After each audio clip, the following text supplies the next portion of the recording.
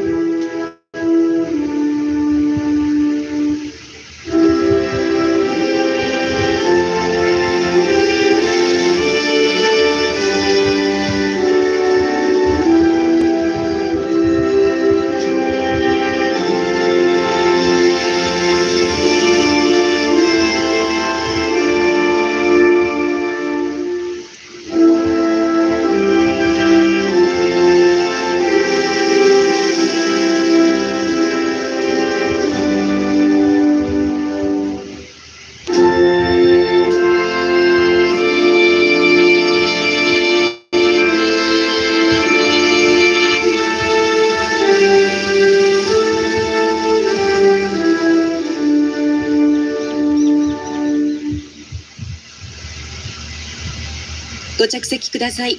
Please be seated.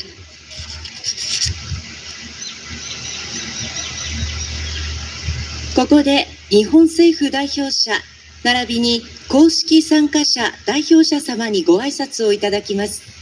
Now we will hear greetings from the representative of the government of Japan, the representative of the official participants.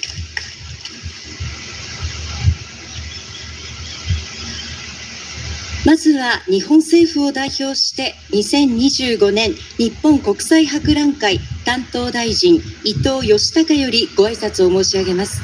Now representing the government of Japan, we will hear from the minister in charge of the World Expo 2025, 伊藤義孝。伊藤大臣、お願いいたします。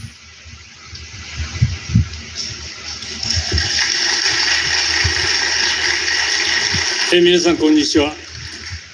国際博覧会担当大臣を務めております伊藤義孝でございます。パロリンローマ教皇庁国務長官陛下ご列席の皆様、本日ここにパロリン国務長官陛下のご臨席のもと、バチカンのナショナルデーの式典が開催されますことを、日本政府を代表して心よりお喜びを申し上げます。はじめに本年4月に崩御されました前教皇フランシスコ大一家に対し、謹んで哀悼の意を表します。平和外交の促進、環境問題など、グローバルな問題の解決に向けて尽力されてきたフランシスコ大一家のご貢献は、世界中の人々の心に深く刻まれております。また、レオ14世大一家の新教皇就任を心よりお祝いを申し上げます。1942年の国交の樹立以来、日本とバチカンは平和や核兵器のない世界の実現、人権尊重といった共通の価値観に基づき発展をしてまいりました。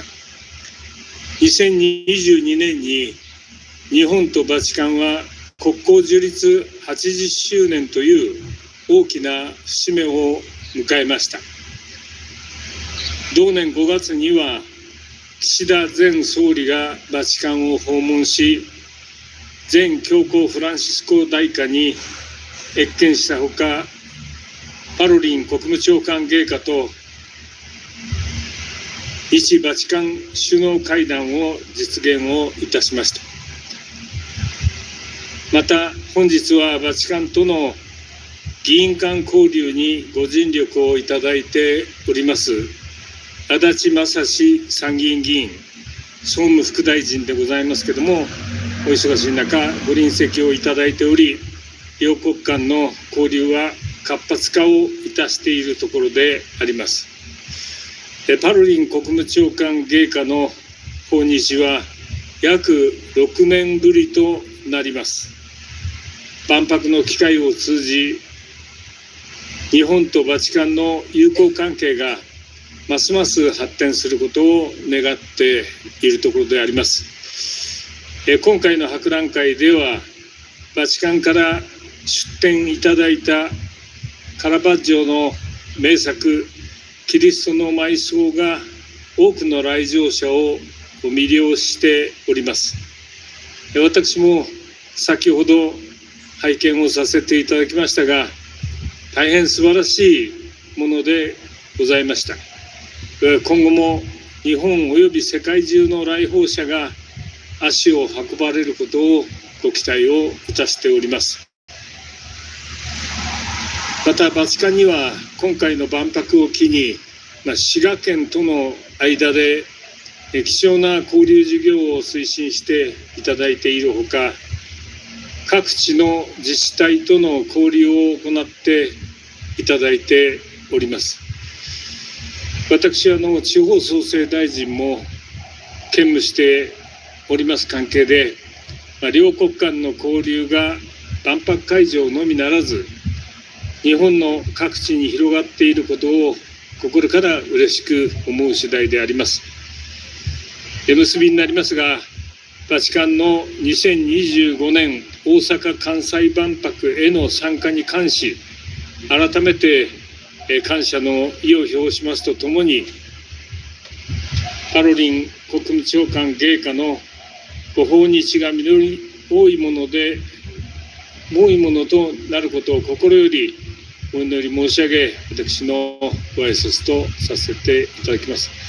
本日は誠におめでとうございます。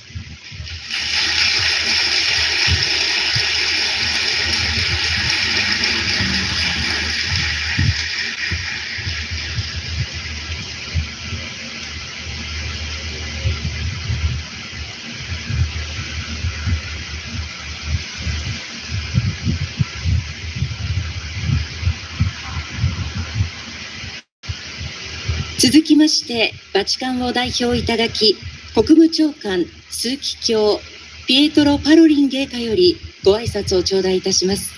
Next, representing the Holy See, we will hear from the Secretary of State of His Holiness, His Eminence, Cardinal Pietro Parolin.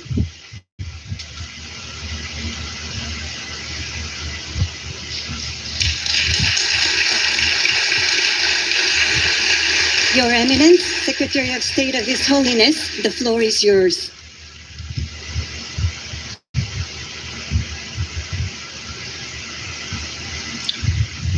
Your Excellency, Minister Ito Yoshitaka, Eminence, Excellencies, distinguished guests.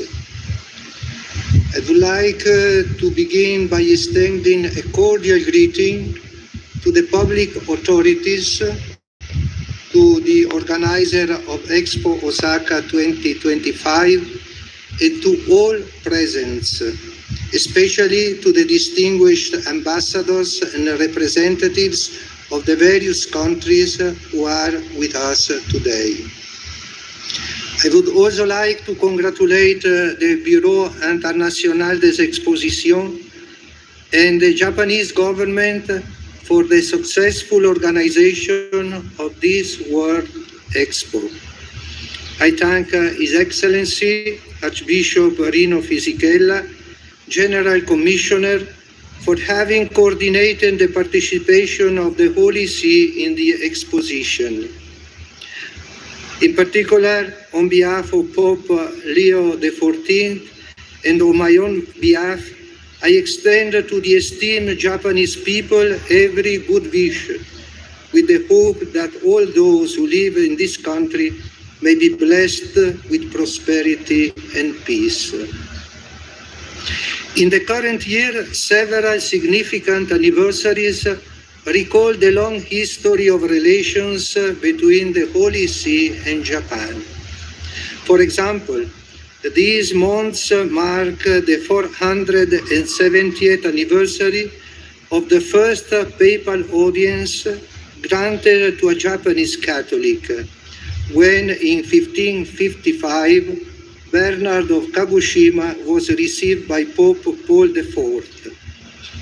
In March, we also commemorated the 440th anniversary of the first Japanese legation to Europe, the so-called Tenso Embassy, which, having arrived in Rome, was able to meet Pope Gregory XIII.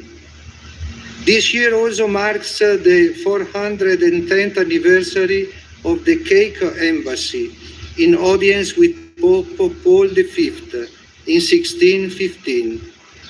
These first historical contacts mark the beginning of a relationship that has stood the test of time and that we hope will be ever deeper in the future.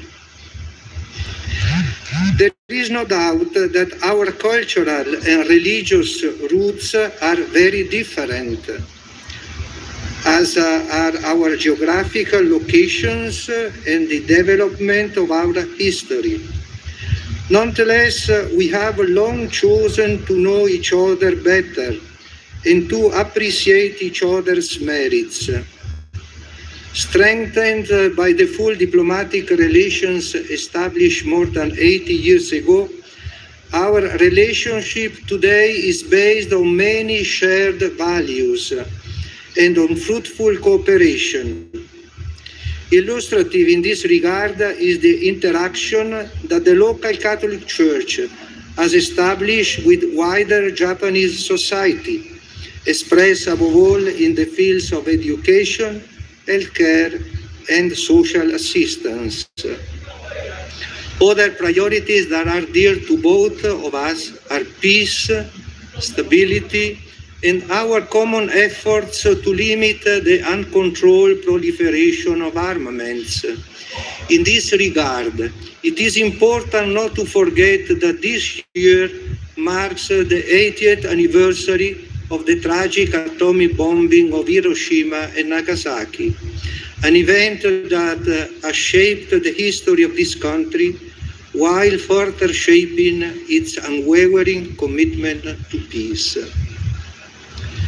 From among the values we share, the theme chosen for the pavilion of the Holy See highlights two in particular, which we believe to be of great relevance in the current global context: beauty and hope. These are fundamental values for us Catholics, because in them we see a reflection of Christ and his action in history. For us, he is the greatest expression of divine beauty, a beauty that transcends mere external appearance to touch the hearts and souls of people. Christ is also the hope of man, because with his life and death, he opened a path of salvation and renewal for all humanity. Beauty and hope, therefore, are values that we Catholics wish to share with the entire world, in the certainty that a better future for all can arise from them. First, beauty.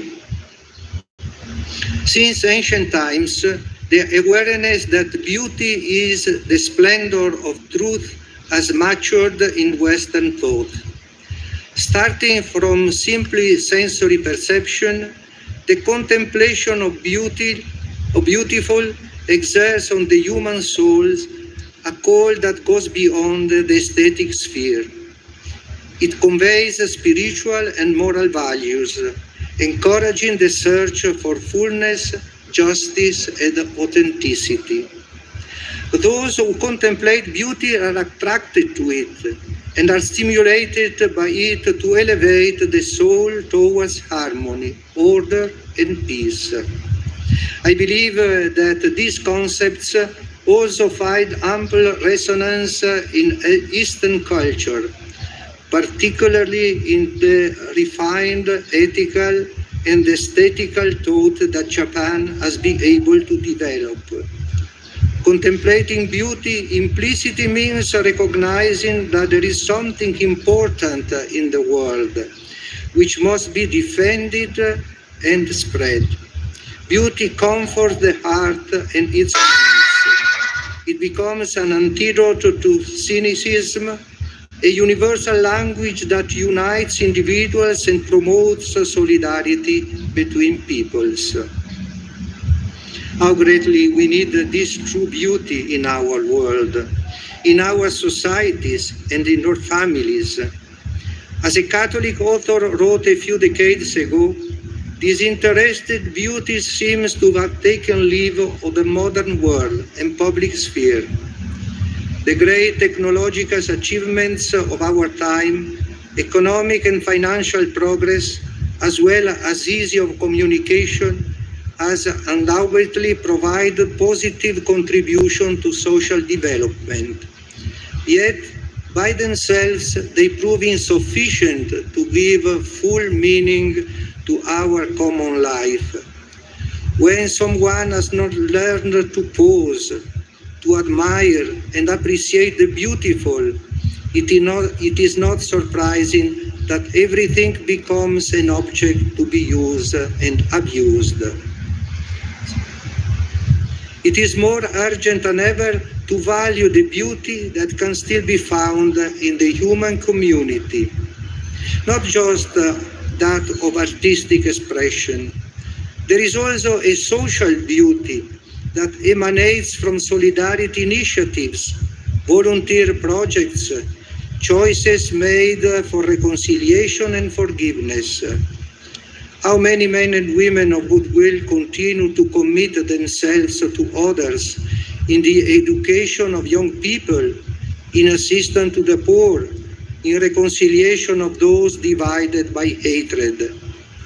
These examples, often silent and hidden, keep the breath of beauty alive in our world. They offer themselves as a fertile seed from which our societies and our policies can draw strength to renew projects and restore light to the many dark places of our modern world. Closely connected to this meaning of beauty is also the theme of hope. For us Christians, this value lies lives from an intrinsic communitarian dimension, rooted in trust in God and in His love for humanity. Hope is not limited to desires for personal success, but translates into a concrete commitment for the common good. As Pope Francis reminded us, this virtue is a summons not to tarry, to be kept back by our old habits, or to wallow in mediocrity or laziness. Hope calls us to be upset with things that are wrong, and to find the courage to change them.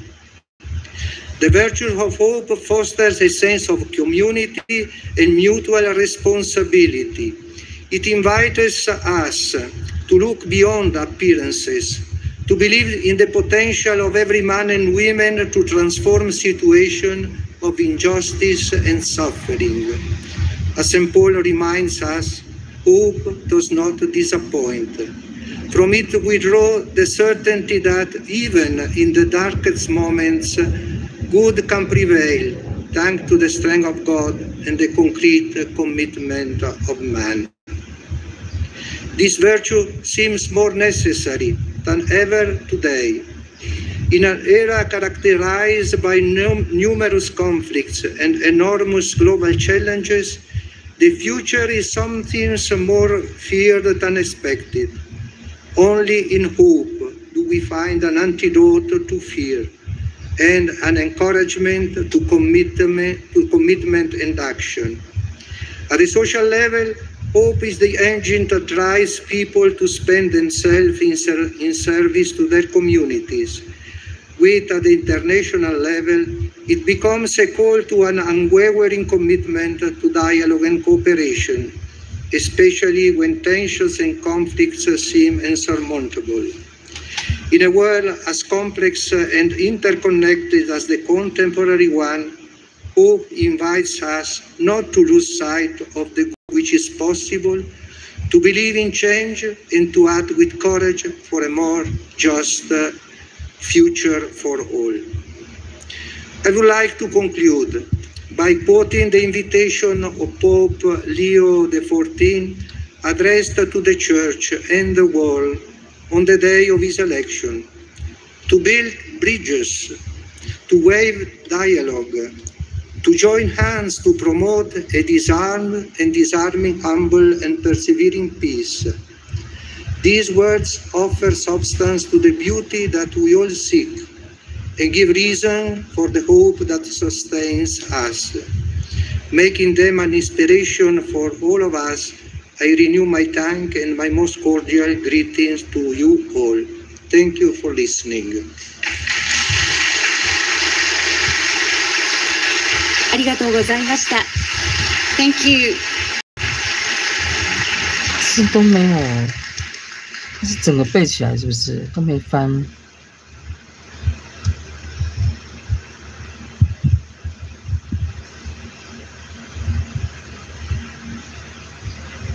靠，走路也没声音的。